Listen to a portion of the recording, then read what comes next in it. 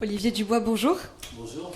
Alors, votre ouvrage retrace vos 711 jours de captivité. Quelles émotions ont dominé lors de l'écriture de ce récit et comment vous vous y êtes pris? Il y a beaucoup d'émotions qui ont dominé pendant l'écriture du récit. La première, c'est se replonger dans cette histoire que moi j'avais enfouie dans un coin de ma tête, ce qui me permettait de m'adapter par rapport à cette nouvelle vie, ce retour à la vie normale.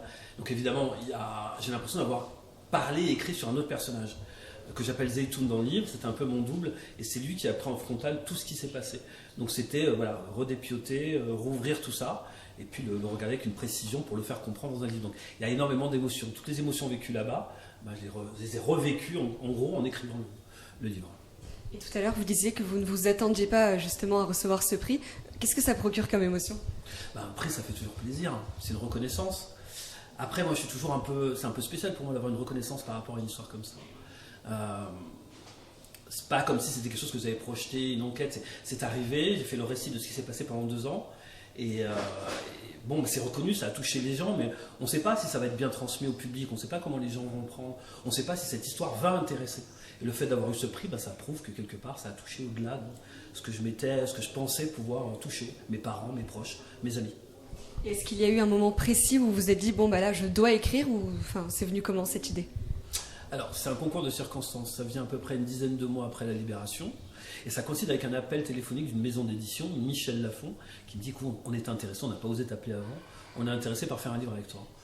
Et une petite histoire que je ne vais pas raconter là, mais qui me lie avec l'éditrice Elsa Lafon, qui fait que il va y avoir un ciment, ça va accrocher, quoi. Et les choses sont parties comme ça. Et qu'est-ce que ça représente, la liberté d'expression dans le journalisme en général pour vous? C'est un des fondements du journalisme. Il faut qu'on puisse aller n'importe où, il faut qu'on puisse parler de sujets librement, sans être, que ce soit par un gouvernement, par quoi que ce soit d'autre, oppressé dans notre boulot. C'est un des fondements, c'est une chose très importante. Et c'est quelque chose qui est en péril ces dernières années, selon vous? Oh oui, on l'a vu dans différents coins du monde. Il suffit de regarder les RSF, ils font des statistiques là-dessus tous les ans, et on se rend compte qu'il y a un bon recul de la liberté d'expression quand même. Ouais. Et j'imagine que cette expérience a complètement changé votre manière de voir les choses, peut-être même de vivre. Si oui, de quelle manière? Il y a un avant et un après forcément. Après, de quelle manière je manque de recul. Mais non, si c'est sur un reportage dans une zone dangereuse comme ça, évidemment que je le ferai différemment. Mais non, je manque de recul, je ne sais pas exactement. Mais je suis plus le même, c'est sûr. Je me connais mieux et je suis plus le même. Et est-ce que vous auriez d'autres projets d'écriture peut-être?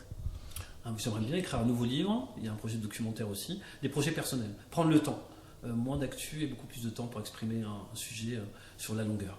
Très bien, merci beaucoup Olivier Dubois. Merci.